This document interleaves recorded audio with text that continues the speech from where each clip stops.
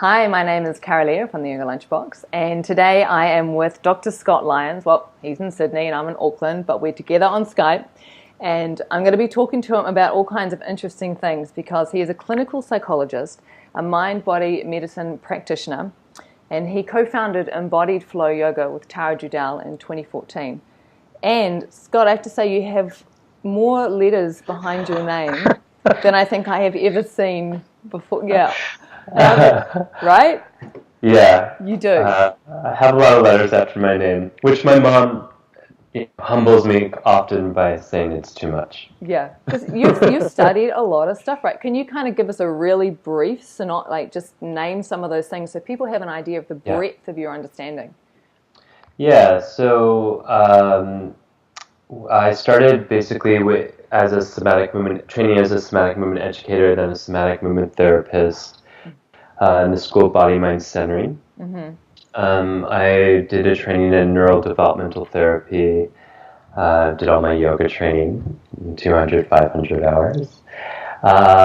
Did craniosacral therapy, studied osteopathy in Europe.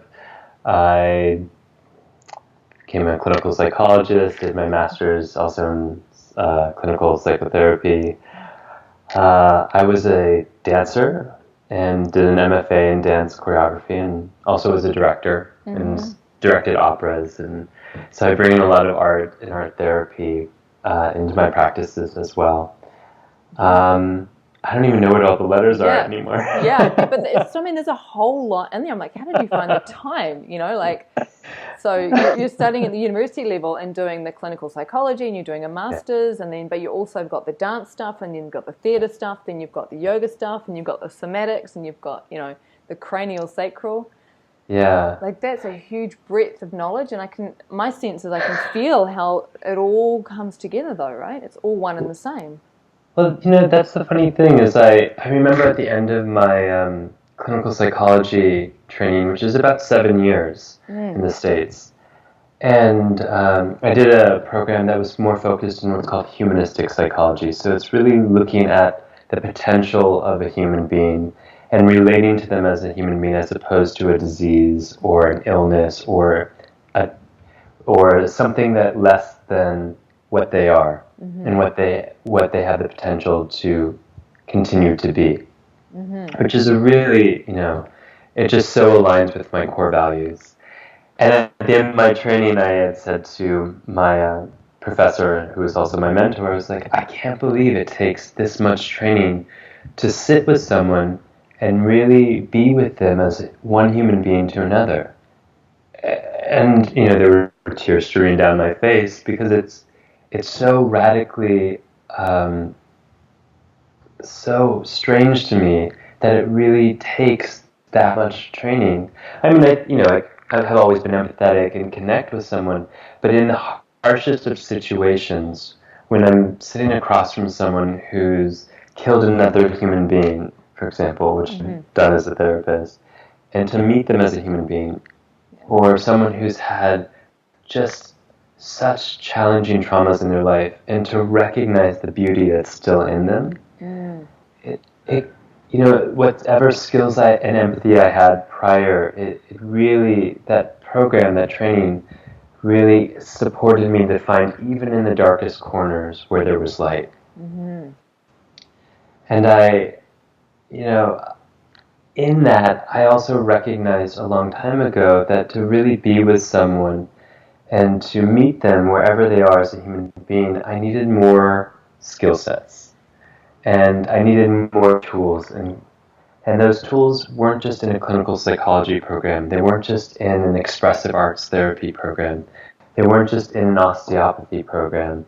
That I really felt a call to keep finding and gathering resources and tools until I felt like I could see and experience another human being from such a multitude of directions that no matter what they were coming in for support, that I had enough tools to really recognize that, our breath is connected to our posture is connected to our thoughts are connected to our behaviors are connected to how we relate to the world. it's all interrelated. And to divide it into physical therapy and osteopathy and clinical psychology always felt false to me. And unholistic, we are multidimensional holistic beings. And I really craved a program that could help me really have the tool sets and the philosophy to meet someone in that way, and I never found it. So Embodied Flow is the closest Tara and I have gotten to building that type of training in school, is coming from all these directions: somatics and the tantric philosophy, the spiritual aspects, talking about experiential anatomy, all these elements, physical therapy, to really support how do I help someone or support someone in their full human potential, to feel embodied and liberated and free and in a state of flow, which is our natural state of being. So it was actually yoga, like yoga was the medium that you ended up kind of choosing. Yeah. When you brought all of this together, yoga became the medium. And I find that fascinating. Why yoga? I think it was already there in yoga. That's the piece, is like, to me, you know, I mean, there are so many schools of yoga, and there are so many philosophies, and, you know, yoga has radically changed since its original incarnation. And I want to be respectful. Something that I've really worked towards is to be respectful to all the variations of yoga, and not to criticize any manifestations of how it is in the West or the East as it is now. But it is my understanding and my interest of where the original intent of at least the type of yoga that we studied, which is non-dualistic. And that the original intent is this jivamukti, this idea of how do I experience myself as a liberated, embodied being. That it's from this perspective of diving deeply into here that I have an opportunity to really meet myself and be more present with all of this, which is also me. So would you call that self-realization? It's self-realization into transpersonal realization. So, which explain is that, yeah. Which another way of saying that is personal flow into this universal flow or the unified field. That when we come into self-actualization, it allows us to then step into that much more easily this entire flow. Or, you know, the entire field of consciousness. It's, you know, there are so many words for something that is unlanguageable, which is kind of the fun piece of it, which is also where somatics come in. Because somatics is, the word somatics is about the living body or the living experience of us. So a really easy example would be, you know, we heard about love as kids, like in fairy tales or Disney movies. And it's radically different as a cognitive conception of love versus the actual experience of it. And then the experience of how the quality of that experience in our body. And because that is us, we are experiencing love as a part of us. And that's the profound piece of somatics, is it's pre-language. It is experience, which is what consciousness is.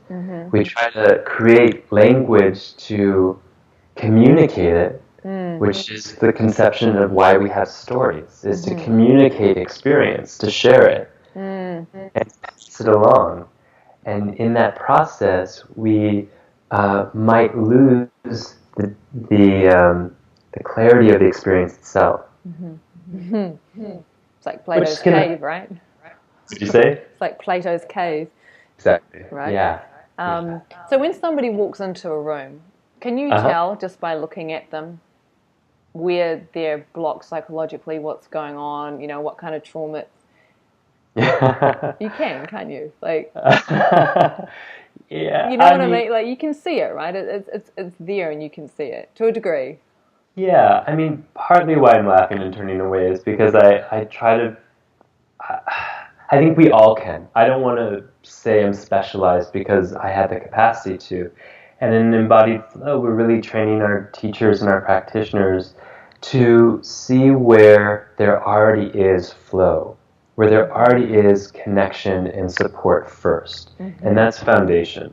And that's really the humanistic values right there. Is that when someone walks into my office, the absolute first thing I see is, wow, I'm sitting in a room with another human being. And that's amazing. And somehow that in itself is a beautiful ritual, something sacred. And, you know, I know that can sound sort of like gooey and whatnot, but that actually took me years to be able to do. That's not easy. Yeah, I for understand. all of us. Yeah. And so I just want to honor that.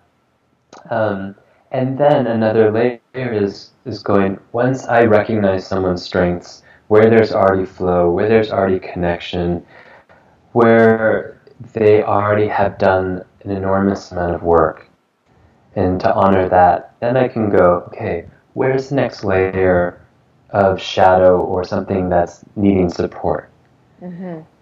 And this was something that was really important for me and Tara to bring back into the yoga world. I don't know the whole yoga world. I don't want to pretend that I know everything that's going on, because that would be naive. But I know from my own experience in the world that I would walk into rooms to take classes, and I already felt like people were looking for where I'm injured or where I'm not whole. And there's a feeling to that doesn't feel safe to me, at least. And it's a radically different approach that when someone walks in and you're like, I am with you in all your perfection and all your beauty and all that's happening, and even the challenges, I am just with you. And then the next layer of that is, as I'm with you in this real person-to-person way, let's look at where might need more support. So to go back to your question of like, when someone walks in, yeah, I mean, after years of training and years of working as a clinician, I can recognize where to begin. Yeah. But it would be ignorant of me, and I say that really truthfully, that to think that I know that's the person's experience, because it's not. I might go, okay, there's something here, but it's really about this person's investigation with my support that is the journey. That feels really crucial, what you just said there, especially as it applies to the yoga world as well, the relationship between the teacher and the student, right? Yeah, and you know, something I really love about Tara is that she doesn't want us to use the word teacher anymore. She's so incredibly brilliant and humble in this way of what we might call the horizontal teaching, which is that we're trying to remove the hierarchy and to say that we're here together. And in this horizontal teaching, I have perspective as a facilitator, but I'm not the expert of you. I'm the one holding the space with a certain amount of skill sets that will support your process.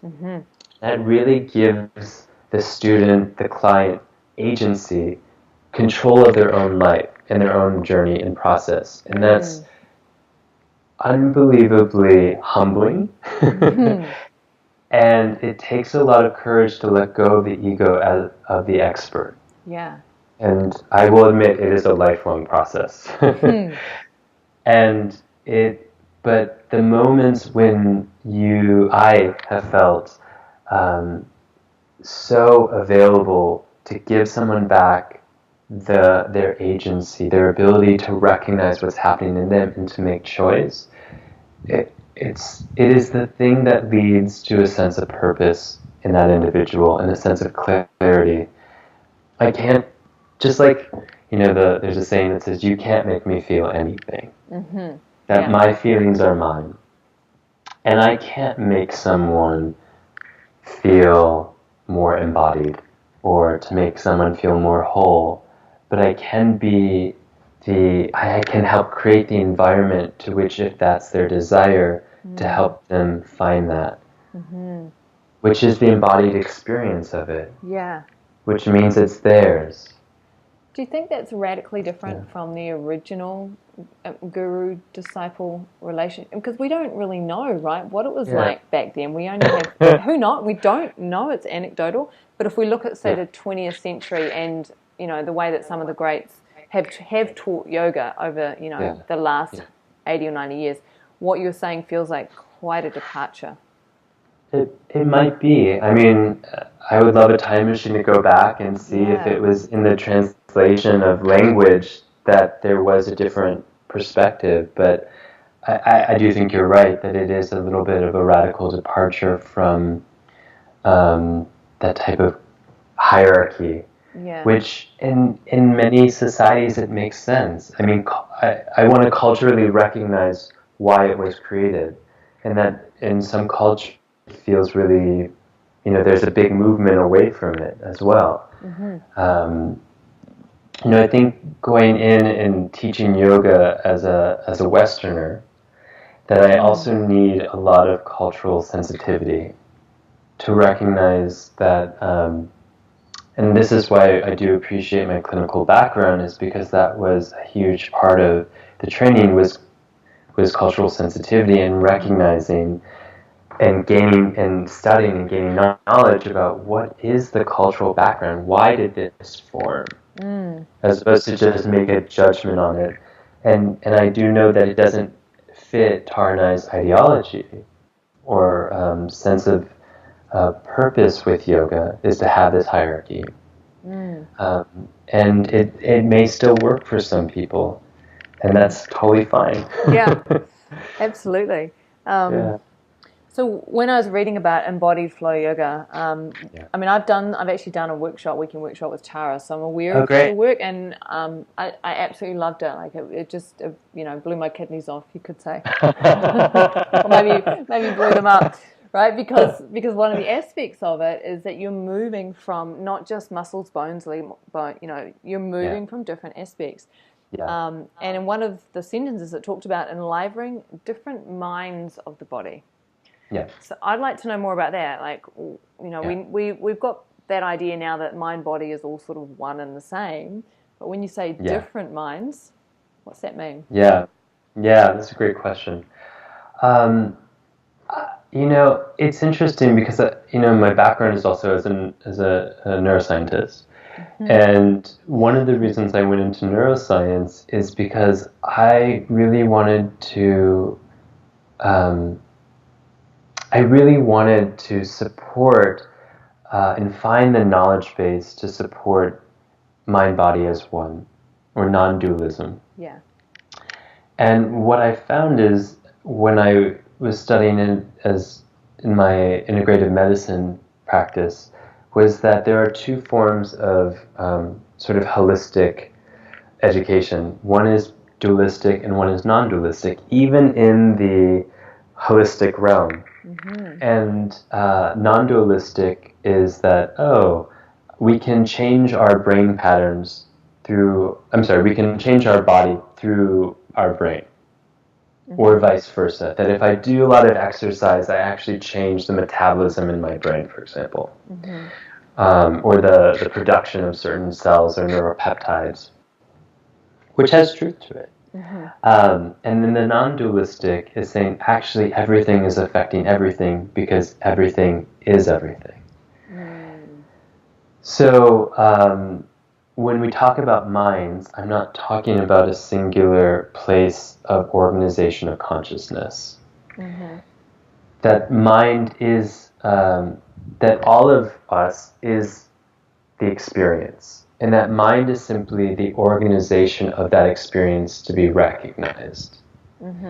that is why they talk about the brain as the mind, is because it is a clear place of central organizing of consciousness. Mm-hmm. It is a place where information comes in and gets organized to be recognized. Mm-hmm.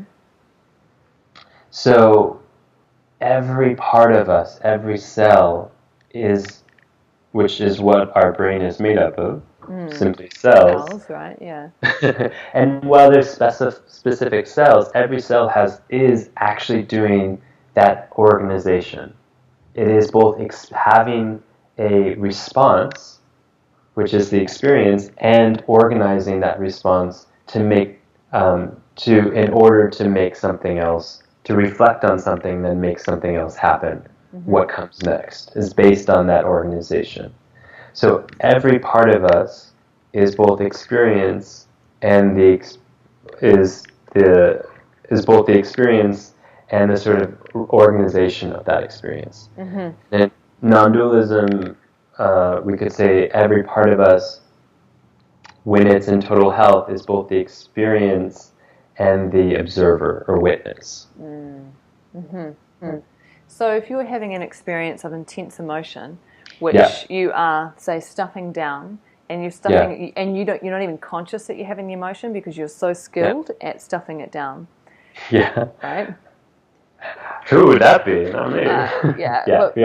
So that's going on, right? So the experience is emotion, and like that's occurring in all aspects of the body per se, but it might be concentrated in the liver, for example, or the stomach, or and then what happens? Yeah, so John Upledger talked about what was called energy cysts, which are restrictions of unprocessed biological response. And that means that emotion, for example, is in motion. You know, so I think Candace Pert said that, or someone else who likes to create creative sayings. Yeah.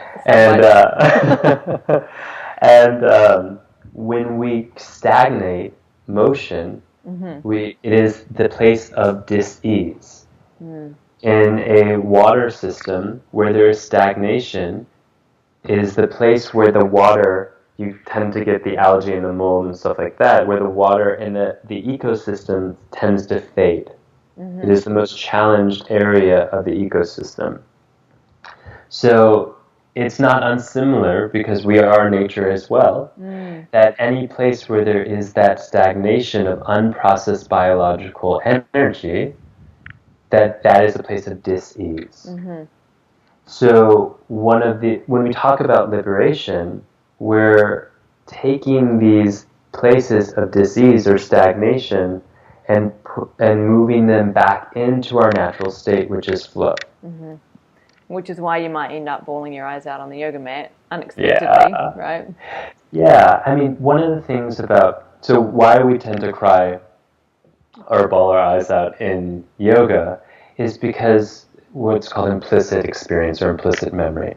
So these are, when we move, movement and motions often contact what's the implicit, so this subconscious experience.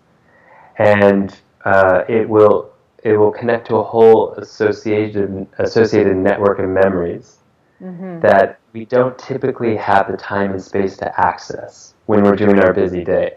So creating that time and space and adding in movement, which is what is wonderful about yoga, will actually tap into that subconscious much more quickly than trying to sit there still and trying to find it. So one thing I'm really interested in this work is the connection between the emotional stuckness and the nervous system response, like fight, flight, or freeze, you know. And then also, I guess, the insights or the thoughts or the core beliefs, which to me feels like more of the thinking mind, neocortex. Like there's those three elements that might happen around an event. Does that make sense? It's like this. Yeah. Can you say that again? So what I'm interested in, because I see this a lot when I'm teaching and also when I'm doing my own practice, etc. Yeah. So there's three sort of responses that will happen to an event, say a trauma, you know. Doesn't have to be big. There'll be the nervous system response, fight, flight, or freeze, which is often not able to be expressed. There will be an emotional response, which is sometimes Mm-hmm. completely unconscious and not known or expressed. Mm-hmm. And then there'll often be a thought about that makes sense or meaning of the event, you know, which again won't necessarily be conscious and will also get stored, which can become a core belief, like, you know, there's something wrong with me. Or... And that's the piece that I was talking about, the non-dualistic, holistic concept of ourself, is all of those are happening simultaneously because they all are us. Mm-hmm.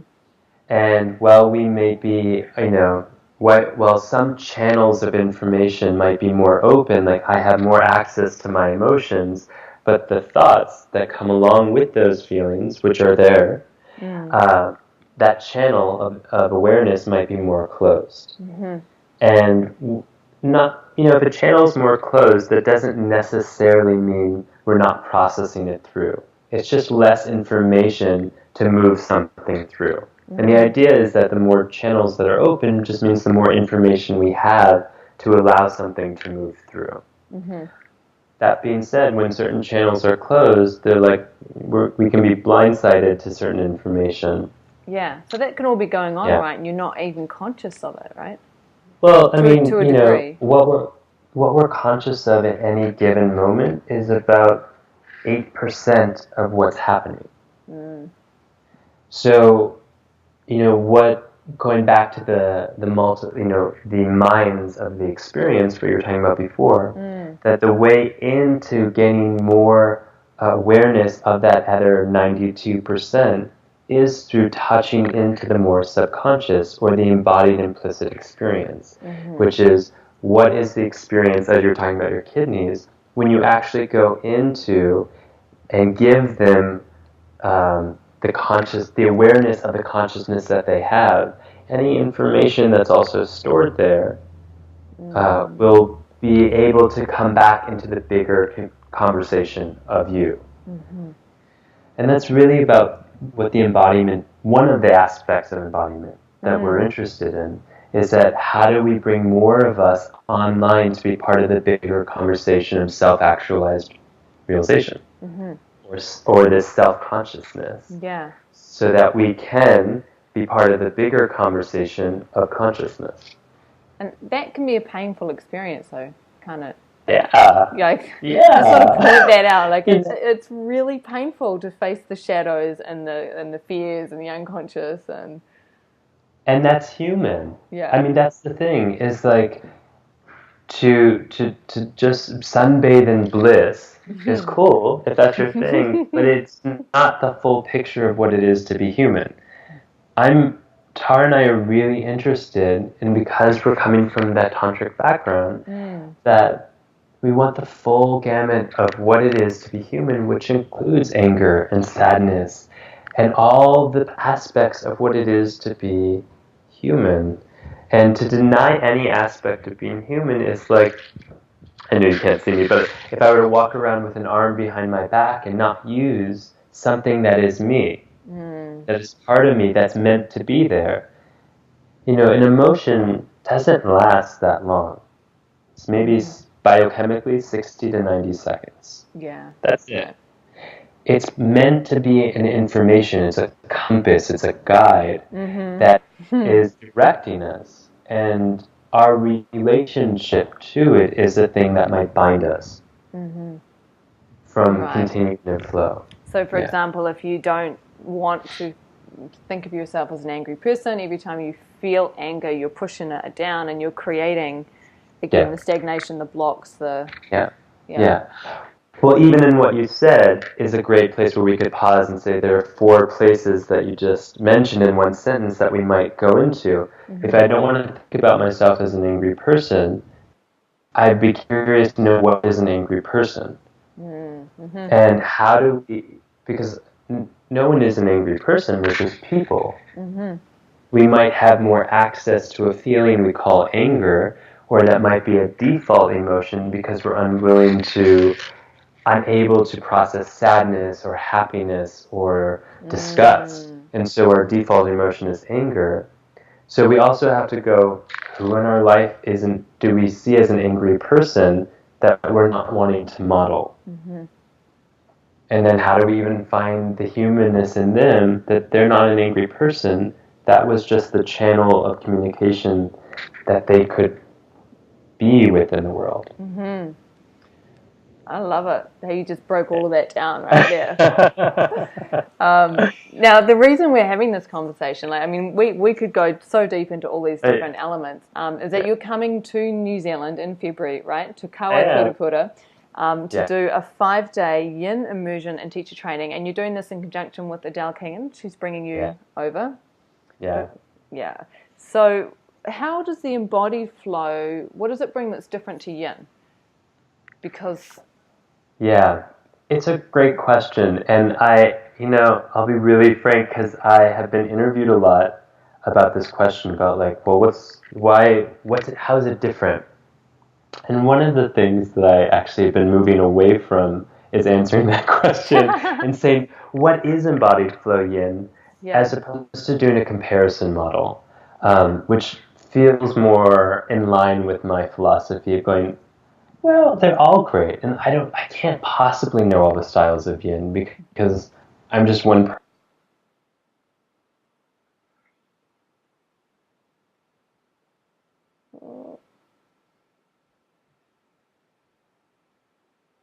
What we're interested in,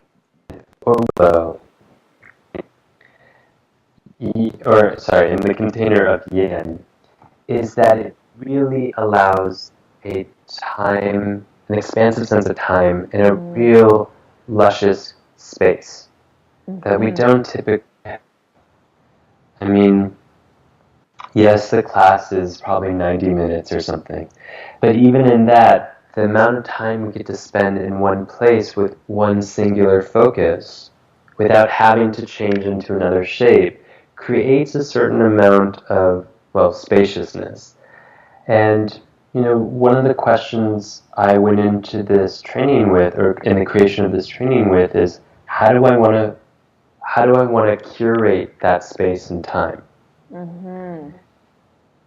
And something that I was really interested in was bringing in some of the aspects of Chinese medicine. So again, as a tool for how do I experience more flow, and how in a place when I am given this amount of time, which comes back to the agency component, is how might I, in my experience of a meridian, also find where I'm stuck in my own meridian, and techniques that I can do within the pose to help find more movement and flow of the chi.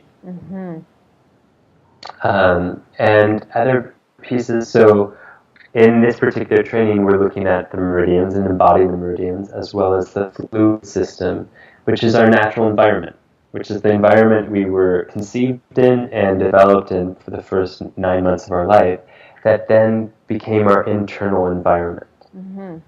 And so how do we go from this environment we grew in and experience how it is the consciousness or the experience of it, just like we talked about love, in our own body. And finding where, again, we can support movement within the fluid systems.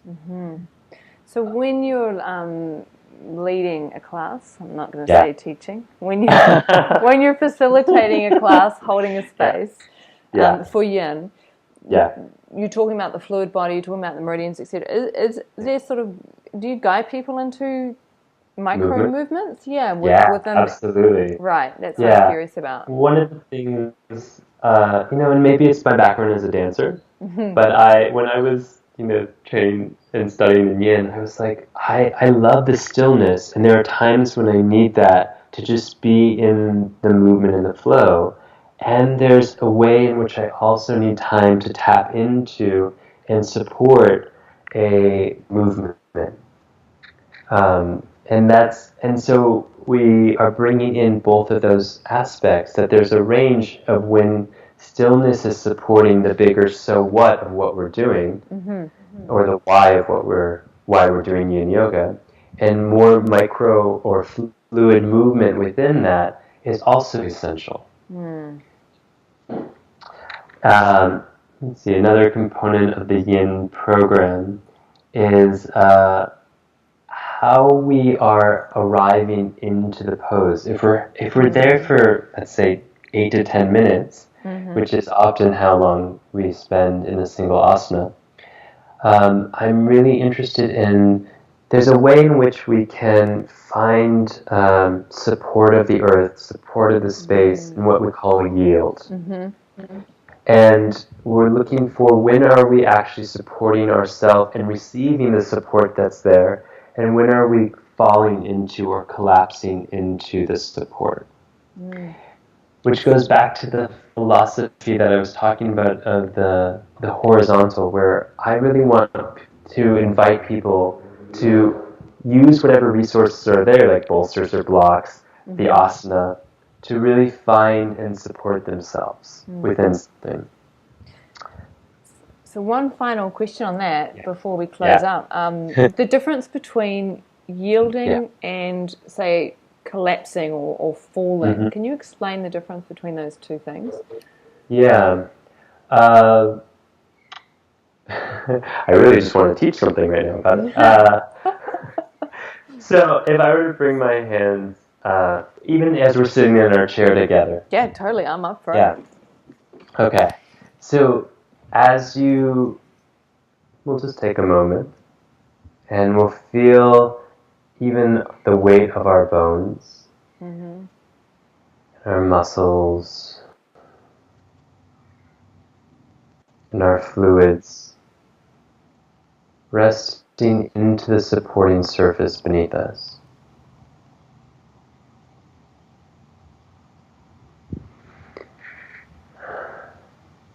And as we begin to settle these parts of ourselves into the support, also bringing our attention to receiving the support into us. Receiving the floor or the chair to meet us and receiving that in.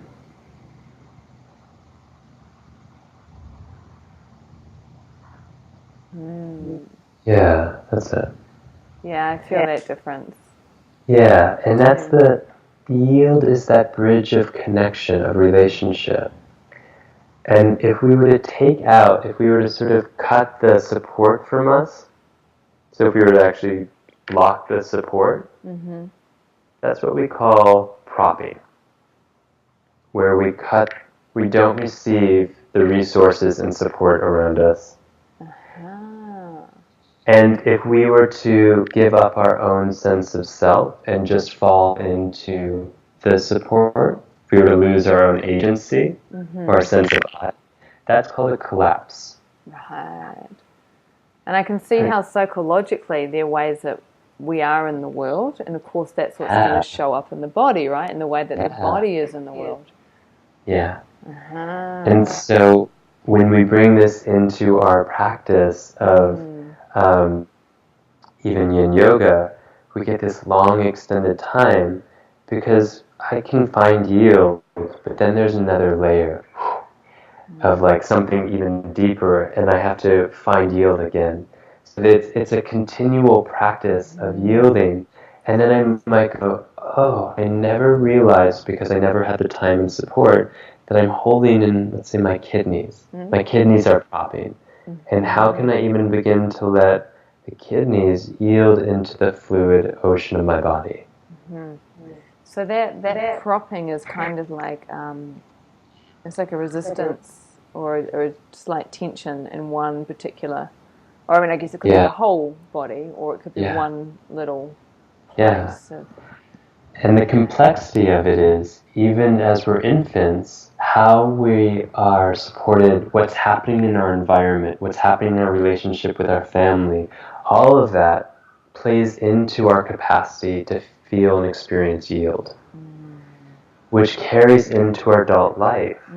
And as you're saying, creates as part of this matrix of thought and behavior and actions and relationships, which when we come back to something like this practice in yin yoga or any more particularly in embodied flow, that we have the opportunity to repattern or find new pathways into relationship. Mm-hmm.